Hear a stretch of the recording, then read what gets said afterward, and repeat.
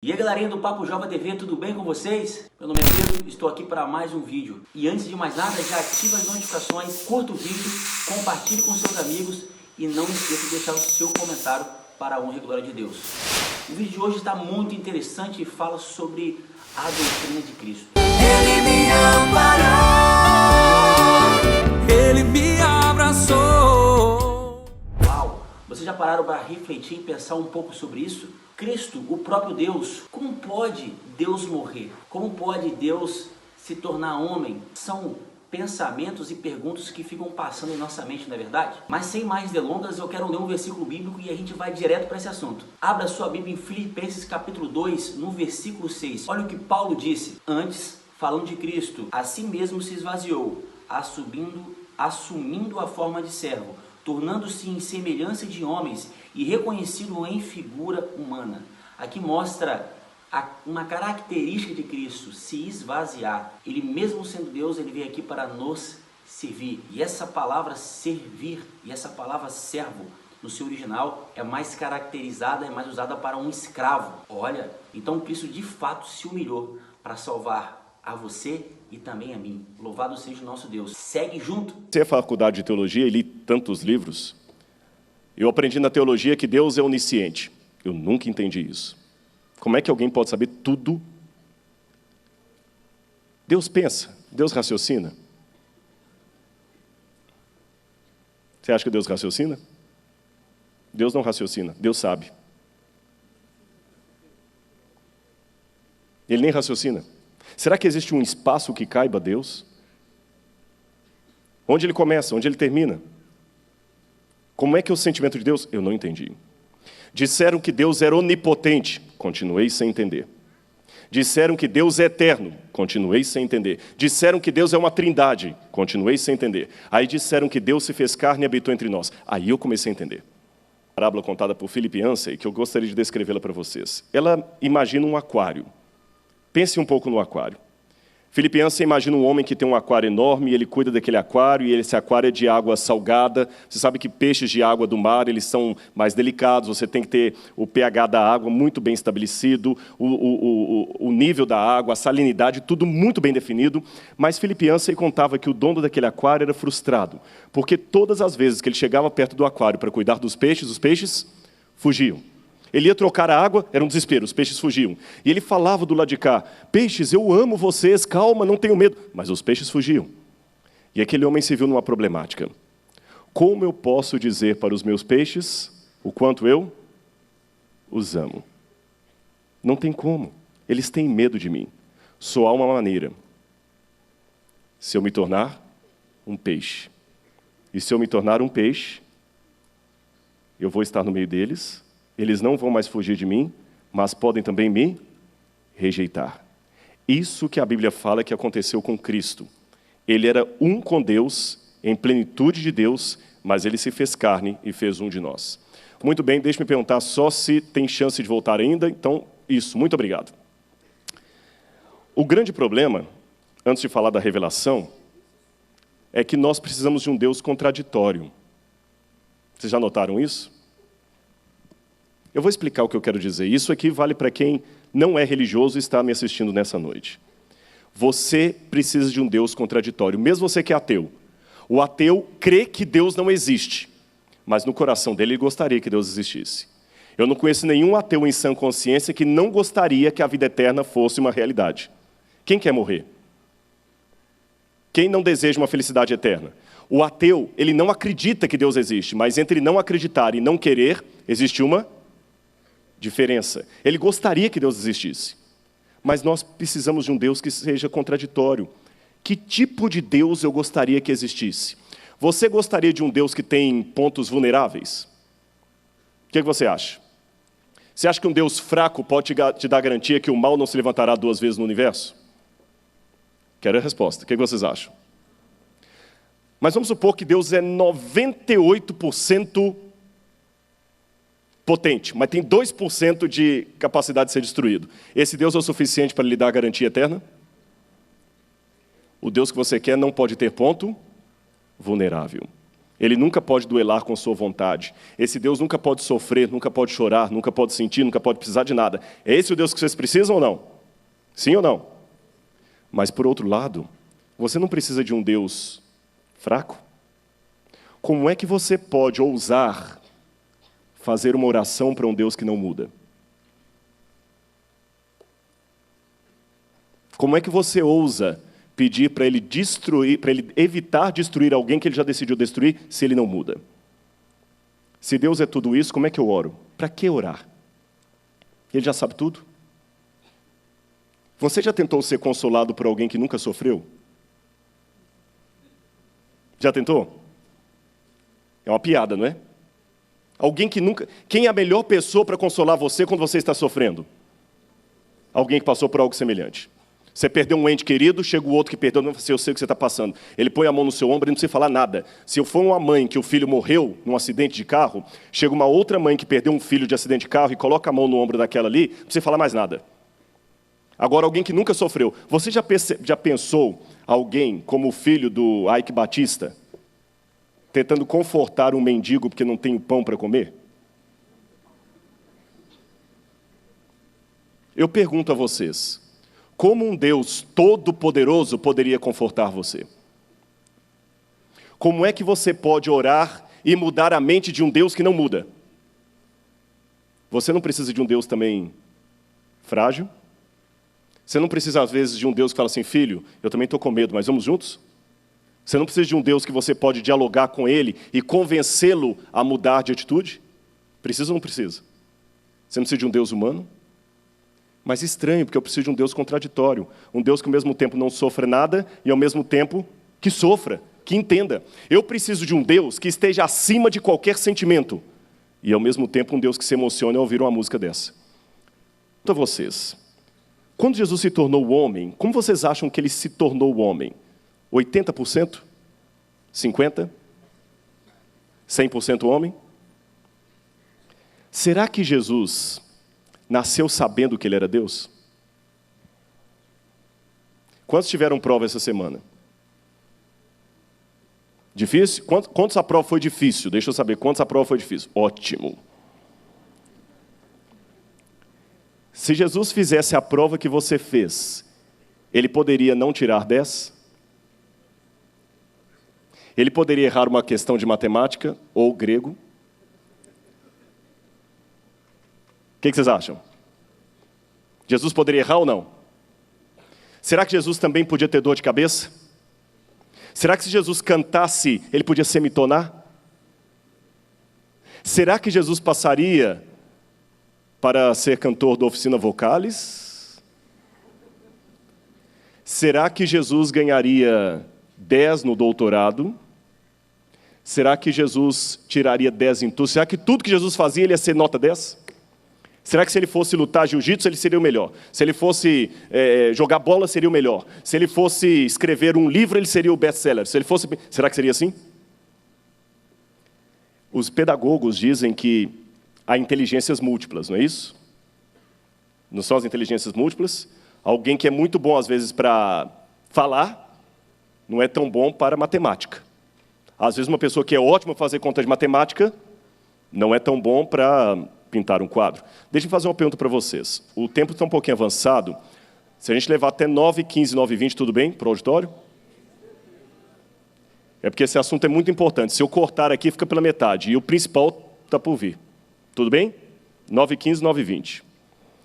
Inteligências múltiplas. Será que Jesus seria 100% em tudo? Ou será que Jesus teria dificuldade em alguma coisa? Talvez Jesus seria um excelente cantor, mas teria dificuldade, talvez, para dirigir um carro. De repente, ele tiraria 10 comigo em grego, mas talvez não tiraria 10 em homilética. De repente, ele conseguiria dirigir muito bem, mas não seria muito bom nos esportes. Nós, às vezes, temos uma ideia de Jesus de algo que ele não foi. Um Jesus que tudo o que ele fazia... Jesus veio como ser humano. Ele enfrentou o pecado como nós enfrentamos. Embora Jesus tivesse uma mente limpa, ele veio como Adão antes de cair em pecado, em termos mentais e espirituais, contudo, em termos físicos, Jesus tinha um corpo de um judeu daquela época. Jesus podia ter febre, Jesus podia ter fome, Jesus podia ter sede. Se Jesus estivesse aqui hoje, ele podia contrair o vírus ômega 1. Ômega 1 não, H. Que bom. Contra o mal, usando os poderes de Deus, nem teria luta. Vocês estão rindo, mas é verdade. Teria luta. Uma pulga consegue lutar com um elefante? Se Jesus lutasse contra o mal, usando os poderes de Deus, nem teria grande conflito. Mas se a Bíblia me fala, pelejou o dragão e seus anjos, e Miguel e seus anjos, então houve peleja. Se houve peleja, é porque Jesus não pelejou com todo o poder de Deus. Senão nem teria luta. Como é que o finito vai lutar contra o infinito? Ele lutou contra o diabo não com o poder de Deus, ele lutou com o caráter de Deus. Existe uma diferença. 20 metros? 90 metros? Quem no universo, por mais perfeito que seja, pode conhecer a Deus em plenitude? Quem? Só o próprio Deus. Eu pergunto a vocês, como é que um Deus assim pode ser conhecido? O Dr. Richard Davidson dá uma sugestão que para mim ela é plausível, vou mostrar para vocês na Bíblia. Só tem um jeito de Deus se revelar, sabem qual é? Se ele se esconder. Que a glória dele é tão grandiosa, tão grandiosa, tão grandiosa, tão grandiosa, que o único jeito que Deus tem de ser conhecido é se ele esconder um pouco da glória dele. Cristo foi a pessoa da divindade que assumiu voluntariamente aquela limitação para tornar Deus mais compreensível. Quando eu digo Deus, eu digo a divindade.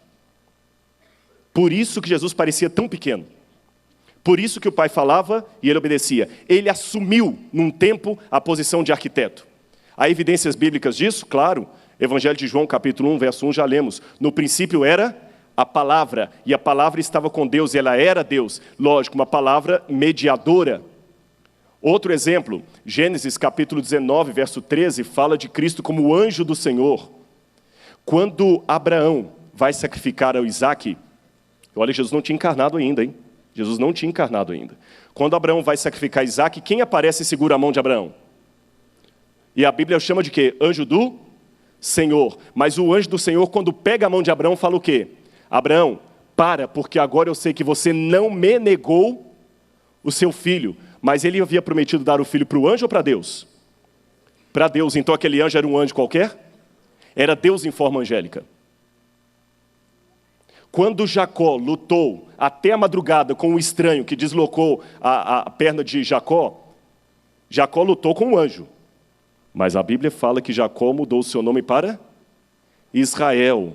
Ish, homem. Ra, luta. El, Deus. O homem que lutou contra Deus. Mas Jacó lutou contra Deus ou contra um anjo? O que vocês acham? Deus em forma angelical. Deus em forma angelical. Jesus apareceu várias vezes no Antigo Testamento já como um anjo. Mesmo no céu, ele era Miguel, o arcanjo. Daniel o chama de o príncipe do exército do Senhor. Ele era Miguel. Por isso, irmãos, que Lúcifer, na briga dele, ele não cobiçou a posição do pai. Lúcifer cobiçou a posição de quem? Do filho. Porque Lúcifer não entendia. Peraí, o pai, tudo bem, o pai é o pai, mas esse aqui é um como eu. Por que eu tenho que adorá-lo? Por que ele é chamado para criar e eu não? Até que o pai senta o filho no trono e explica para todos, olha, embora em forma angélica, esse aí não é um anjo qualquer. Este aí é Deus já em forma angélica. E querem uma prova que Jesus é Miguel? Quando Jesus voltar, Mateus fala o seguinte, que nós vamos ouvir a voz de Cristo e os mortos vão ressuscitar. Paulo fala assim, ao ouvir a voz do arcanjo. E interessante que Miguel significa ninguém é como Deus. Cristo já assumiu lá atrás a forma de um anjo para tornar mais fácil a comunicação entre a divindade e as criaturas. Como é que Deus podia ir com os anjos em algum lugar se ele estava em toda parte? O que Deus tinha para conversar com um anjo se ele já sabe tudo? Já parou para pensar nisso? Como é que você tem relação, uma criatura finita, com um ser infinito? Só tem um jeito, se esse ser infinito diminuir um pouco da glória dele. Agora tem um detalhe, próximo slide, por favor. Veio o pecado, vocês sabem disso. E o pecado causou a separação entre nós e Deus. Por causa do tempo, eu não vou ler todos os versos, mas você já sabe. Jesus, para morrer pelos nossos pecados, ele teve que enfrentar que tipo de morte? Eu não ouvi a resposta. Morte de cruz? Então, Roma crucificou mais de 10 mil pessoas. Então, todos eles também nos salvaram? O que a Bíblia quer dizer quando fala que Cristo enfrentou a morte de cruz? Que morte Jesus teve que enfrentar? Vou falar com vocês qual. Não vou ler os textos por causa do tempo. Morte eterna. Vou repetir. Eu não estou lendo os textos por causa do tempo. Jesus, para nos salvar, teve que enfrentar a morte eterna. Vou contar uma história rápida para você. Um rei, uma vez, deu uma lei em seu reino. Qualquer que fosse apanhado roubando teria os olhos arrancados. Ninguém roubava. Não havia cadeados nem tranca, ninguém queria ter os olhos arrancados. Até que um dia chegaram e disseram: Majestade, um jovem foi apanhado roubando. E a lei diz que ele tem que ter os olhos arrancados. O que o senhor diz? Cumpra a lei. Mas o jovem é o príncipe. O que você acha que o rei fez? Se como o rei ele mudasse a lei, que diriam? Para beneficiar o filho dele, ele muda a lei. Se como o rei ele mandasse cumprir a lei, o que diriam? Não teve misericórdia nem do filho, hein? Sabe o que o rei fez? Como rei não posso voltar a minha palavra atrás. São 2 olhos que a lei quer, 2 olhos a lei terá. Mas eu perdoarei meu filho. Arranquem os meus olhos no lugar dele. Quando Adão e Eva pecou, irmãos, nós ficamos condenados à desgraça eterna, à morte eterna. Cristo, então, tinha que morrer uma morte eterna. Não podia ser só a morte de cruz. A cruz foi um instrumento onde ele morreu, mas é mais do que aquilo. Roma crucificou milhares de pessoas, mas a morte de Cristo foi morte eterna. Hebreus diz que ele enfrentou a morte por todos os homens. Ele enfrentou o lago de fogo e enxofre. Agora, uma perguntinha. Jesus não é Deus? Como pode um Deus eterno sinceramente morrer? Será que ele morreu mesmo ou ele fingiu que morreu? Se ele fingiu, então não houve sacrifício. Se ele morreu, como ele é eterno?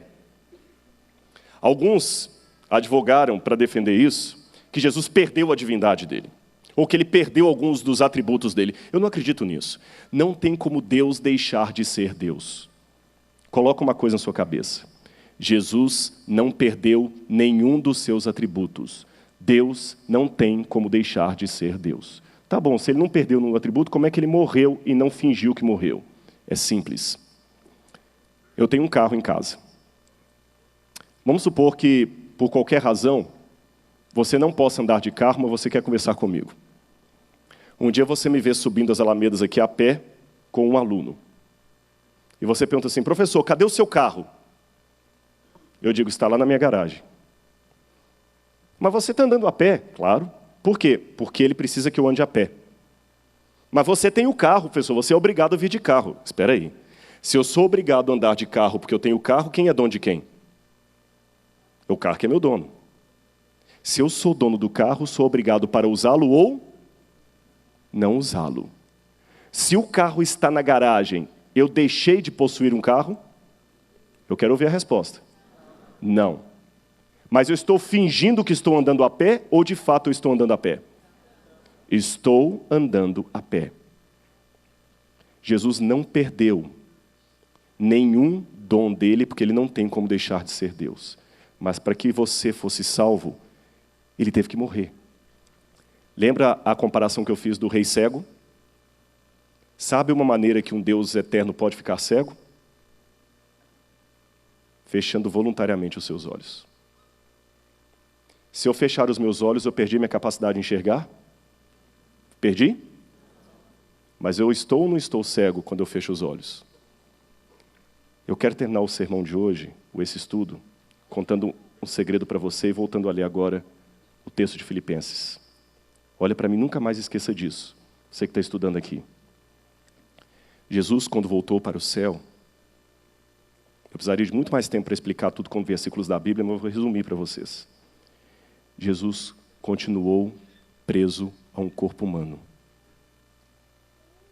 por toda a eternidade. Por toda a eternidade. Falei nessa noite. Sabe o que significou a encarnação de Jesus eterna? Ao preço que ele pagou. Essa é a morte eterna. Como pode um Deus eterno sinceramente morrer? Por amor de você. Ele vai ficar para sempre com o corpo humano. Ah, pastor, mas é um corpo glorificado. Não interessa.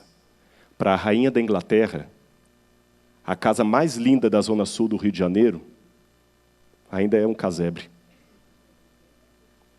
Para alguém que subsistia em forma de Deus, um corpo humano, ainda que glorificado, ainda é uma miséria eterna.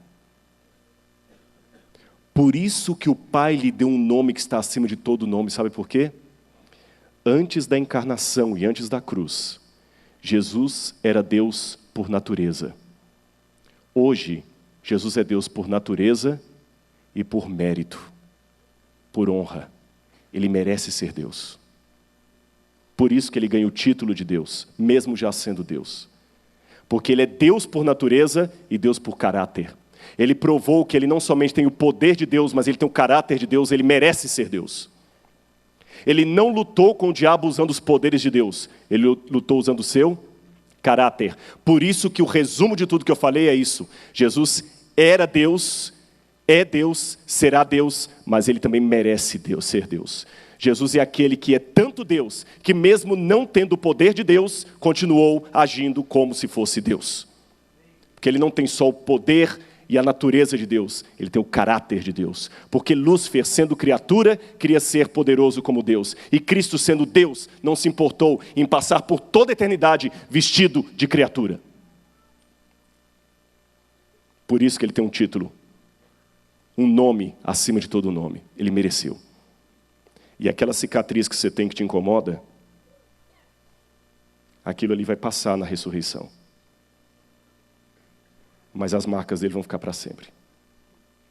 E não desprezando aquela tradição que feridas são essas nas tuas mãos, mas eu não acredito que é só memorial, não. Senhor, por que o senhor está... o senhor morreu por nós há 2 milhões de anos atrás, né? Não é só memorial. Aquelas marcas é o preço, são o preço. Jesus pegou prisão perpétua por sua causa. Olha de novo essa foto e entenda o que eu falei. Jesus pegou prisão perpétua por sua causa. Eu quero contar só uma parábola para terminar agora e fazer uma oração com vocês. Uma vez nos Estados Unidos, durante a época do Faroeste, lembra aquelas cidades onde resolvia tudo na base do duelo? Um homem foi condenado à forca porque lutou contra um outro e matou. E aquele homem foi condenado e alguns da cidade, pediram clemência por aquele homem e escreveram uma carta ao governador. Perdoa esse homem, por favor. O governador falou, acho que eu vou perdoá-lo, mas antes de perdoá-lo, deixe-me levar o perdão dentro de uma Bíblia e ver quem eu estou perdoando. O governador, então, se disfarçou de padre, ou de pastor, segundo algumas versões, não importa, de líder religioso, colocou a carta de perdão dentro da Bíblia e foi até a cadeia. Se eu descer aqui, atrapalha a câmera? Não. Quando ele chegou na cadeia, o homem começou a gritar lá do fundo assim, saia daqui! Eu não tenho nada para te ouvir. Calma, meu amigo. Eu tenho algo interessante para você aqui. Suma daqui! Eu cuspo em você e nesse Deus. Calma, meu filho. Deixa eu mostrar o que eu tenho aqui dentro. Não quero saber de você. Se você vier aqui, eu jogo alguma coisa em você. E aquele líder religioso, que na verdade era o governador, tristemente, dá as costas e sai. Quando ele se afasta, o carcereiro chega para o homem e fala assim: você é um louco, você é um louco. Por quê? Aquele que você mandou embora, aquele crente lá, não, ele não era um líder religioso. Sabe quem era aquele homem? Ele era o governador do estado, e ali dentro estava a sua carta de perdão. Você ia estar solto. No dia da execução, eles colocaram a forca naquele homem, o cadafalso, e deixaram o moribundo falar umas últimas palavras. E ele olhou para a multidão que estava assim, como vocês estão me ouvindo agora, e disse: eu quero apenas dizer nessa manhã que eu não estou sendo condenado aqui à morte por causa do crime que eu cometi. Eu estou sendo condenado por causa do perdão que eu recusei. Quando o lago de fogo e enxofre que o Apocalipse descreve ocorrer, ninguém vai estar no lago de fogo e enxofre por causa dos pecados que cometeu. Vai estar por causa do perdão que recusou. Eu não sei como está a sua vida. Eu não sei se eu estou falando para jovens que estão brincando com o cristianismo, que estão aqui na igreja, mas às vezes estão até com problema. Sei lá, não sei. Eu não sei o que passa na sua vida. Aquilo que talvez nem seu pai saiba. Talvez aquele relacionamento indevido com a sua namorada. Talvez aquele vício que você sabe que está errado. Só te alerto de uma coisa. Ele já esteve no lago de fogo e enxofre para você não ir para lá. Olha lá. Ele pegou prisão perpétua para você poder ir para o céu. A cruz realmente pagou o nosso pecado. O sacrifício foi feito na cruz, eu não tenho dúvida disso. Mas a consequência da cruz vai durar para sempre. Eu só tenho que aceitar esse Deus e pedir que Ele tenha misericórdia de mim e me leve para o céu. E eu agradeço muito a você, porque apesar do avanço do horário, você ficou até aqui e ouviu essa mensagem. E eu espero, em nome de Jesus, que ela toque em seu coração. Que o Espírito Santo vá onde o pregador e o teólogo não podem ir. Eu falei. Agora entre você e ele. E toda vez que você ouvir falar das marcas, sabe que foi por sua causa. Ele vai ficar preso para sempre naquele corpo. Só para você ir para o céu. Que Deus abençoe você. Amém? Vamos ficar em pé e orar a Deus. E aí, pessoal, gostaram do vídeo? Então não esqueça de compartilhar com seus amigos, curtir, também comentar, e vamos proclamar esse evangelho do reino para todas as pessoas. Fique com Deus. Até a próxima. Meu castelo desmoronou.